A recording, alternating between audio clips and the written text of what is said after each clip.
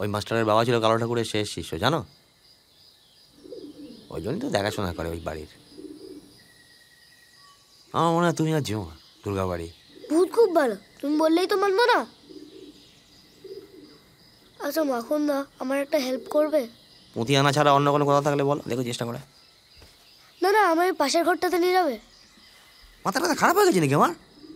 ওর কালো ঠাকুরের পুজোর ঘর, তালা ভাঙবো? পাপ লাগবে না? তোমার লজ্জা করে না?